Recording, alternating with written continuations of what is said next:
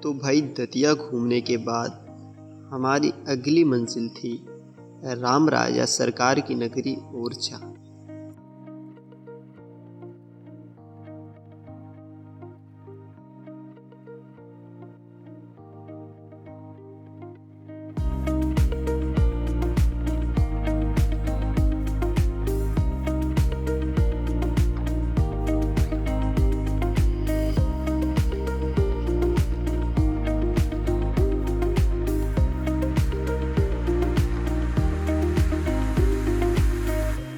और 1 घंटे की यात्रा के बाद हमने जैसे ही इस नगर में प्रवेश किया तो सामने बने बड़े और ऊंचे मंदिर हमारा ध्यान अपनी ओर आकर्षित करने लगे।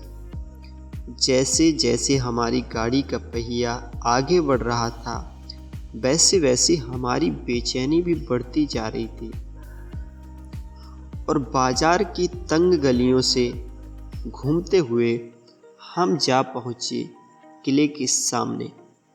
जैसे ही हमारी नज़र इस किले पर पड़ी, एक पल को मैं भी उस दौर में चला गया जब ये किला खुशहाल हुआ करता होगा।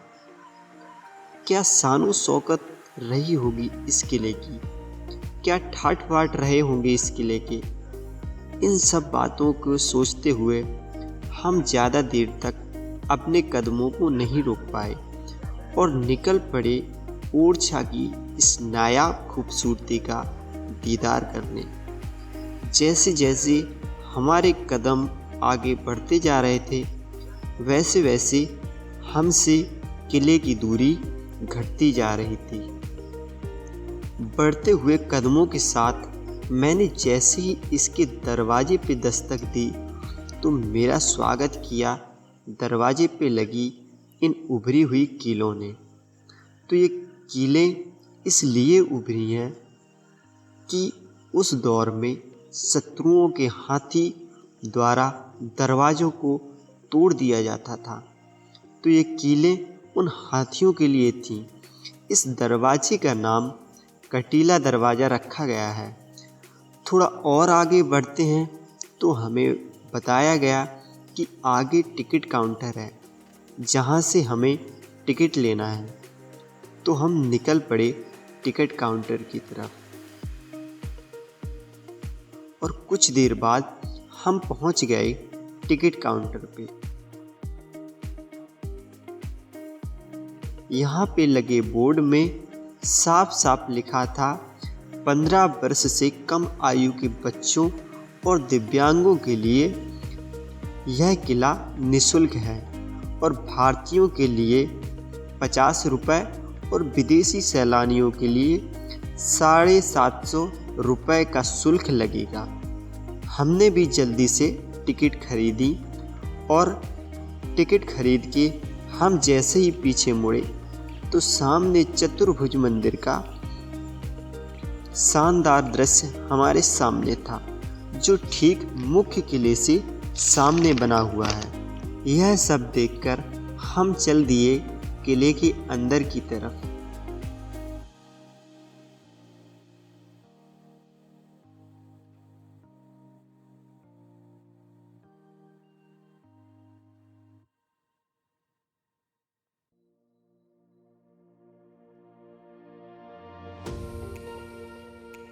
जैसे ही मुख्य द्वार पर पहुंचे तो यहाँ पर टूटे और जर्जर हालत में पड़े ये दरवाजे इस बात की गवाही दे रहे थे कि इस किले का जो इतिहास है वो वीरतापूर्ण और गौरवशाली रहा है।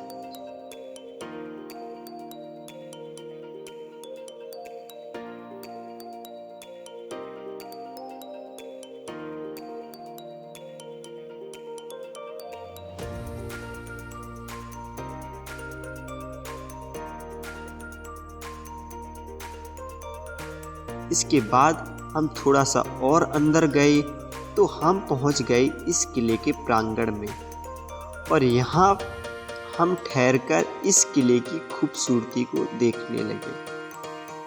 अब हमें ये समझ नहीं आ रहा था कि हम घूमने की शुरुआत कहाँ से करें।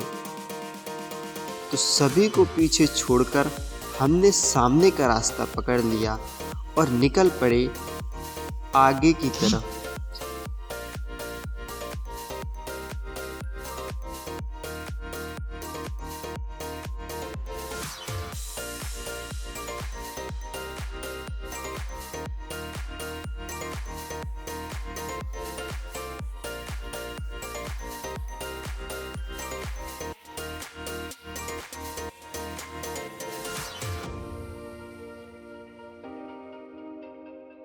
हम थोड़े ही आगे चले थे कि सामने हमें एक बोर्ड मिला जिस पर राजा महल लिखा था, तो हम चल दिए राजा महल की तरफ।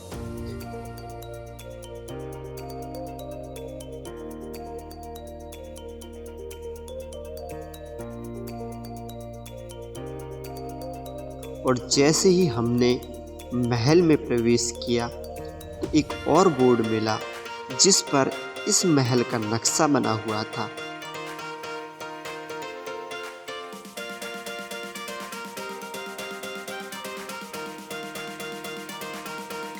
हम थोड़ा और आगे बढ़े तो हमें अपनी आंखों पर यकीन और विश्वास नहीं हो रहा था कि यह किला 500 साल पुराना है, मगर सच्चाई को नकारा भी नहीं जा सकता।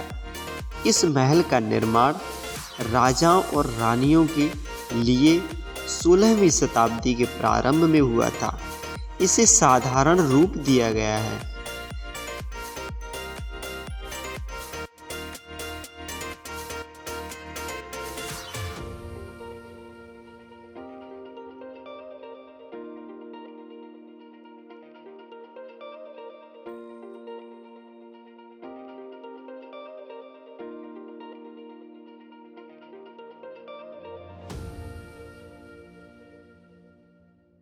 जैसे ही हम इस महल के कक्षों में प्रवेश किए तो देवी देवताओं, पौराणिक पशुओं और लोगों के चित्रों को इस तरह से सजाया गया था कि मानो किसी ने छाप दिए हों।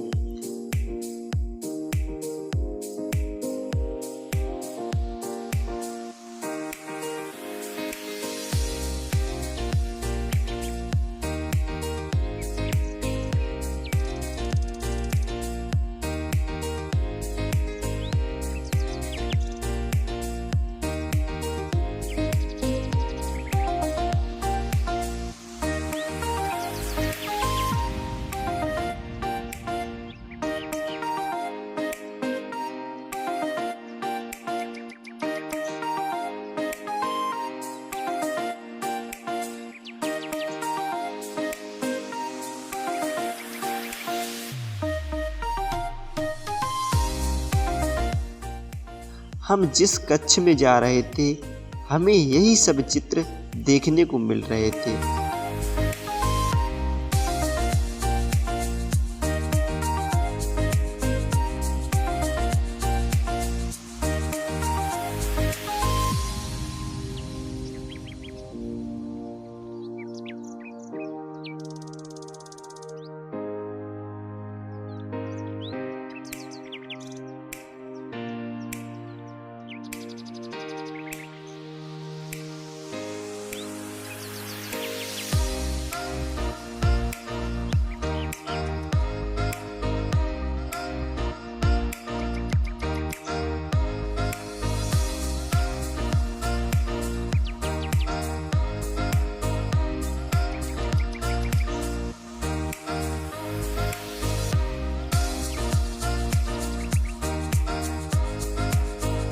ये सब देखने के बाद हम सीढ़ियां पकड़कर ऊपर की तरफ निकल पड़े।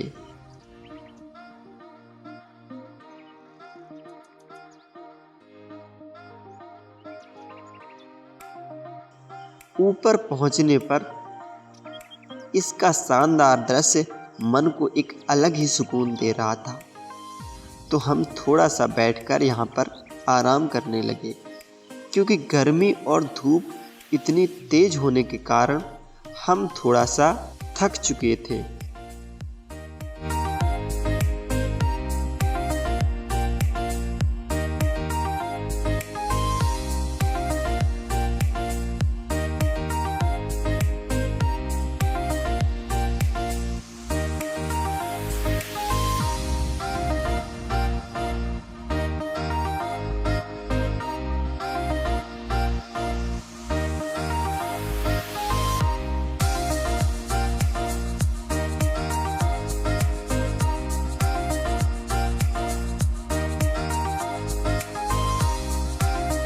उसके बाद हम जैसे ही आराम करके नीचे उतरने लगे तो सामने एक खिड़की से राम मंदिर का मन मोह लेने वाला दृश्य हमको मिला।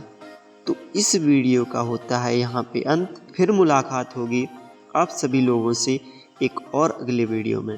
तो अगर आप सभी को हमारा ये वीडियो पसंद आया हो तो हमारे चैनल को सब्सक्राइब कीजिए और बेल आइकन को प्रेस कीजिए, क्योंकि हम आप सभी लोगों के लिए ऐसी वीडियो लाते रहते हैं।